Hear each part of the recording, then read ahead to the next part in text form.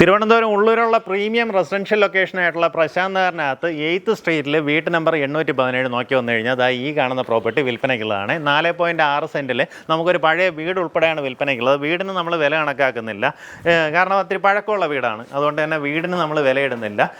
നിങ്ങൾക്ക് വേണമെന്നുണ്ടെങ്കിൽ താമസിക്കണമെന്നുണ്ടെങ്കിൽ അത്യാവശ്യം താമസയോഗ്യമായിട്ടുള്ള വീടാണ്.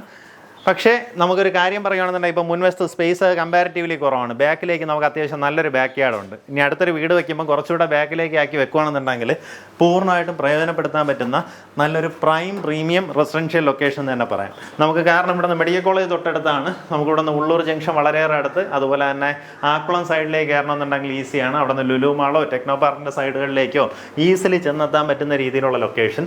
അതും ഒത്തിരി പഴയ ഒരു റെസിഡൻസ് ലൊക്കേഷനാണ് പ്രശാന്ത് നഗർ. ഇതിൻ്റെ ഇമ്പോർട്ടൻസ് ആയിട്ട് പറയുകയാണെന്നുണ്ടെങ്കിൽ ഇതിനകത്തുള്ള വീതിയുള്ള റോഡുകളാണ് എടുത്തു പറയേണ്ട കാര്യം. ഇപ്പം നമ്മുടെ ഉള്ളൂർ ആക്കുളം റോഡിൽ നിന്ന് പ്രശാന്ത് നഗറിനകത്തേക്ക് കയറി ലെഫ്റ്റിലേക്ക് തിരിഞ്ഞ് നമുക്ക് 8th സ്ട്രീറ്റിനകത്താണ് നമ്മുടെ പ്രോപ്പർട്ടി വരുന്നത്. അകത്തേക്കുള്ള എല്ലാ റോഡുകളും നല്ല വീതിയുള്ള റോഡുകളാണ് കേട്ടോ.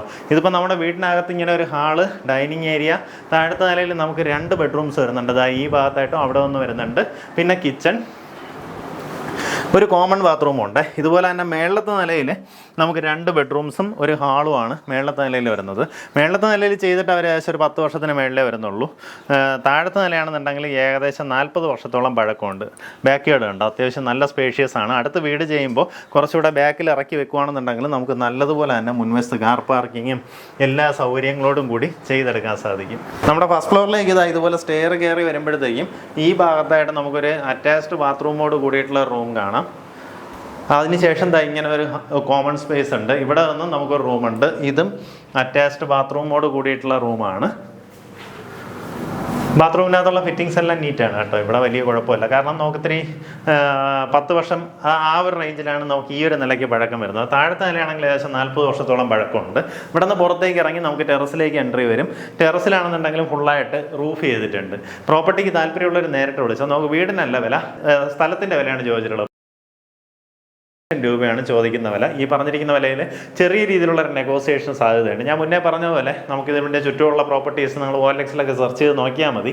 ഏകദേശം 25 ലക്ഷം രൂപയ്ക്ക് മേളിലാണ് സാധാരണഗതിയിൽ ഇവിടങ്ങളിൽ പ്രൈസ് കോട്ട് ചെയ്യുന്നത് കേട്ടോ.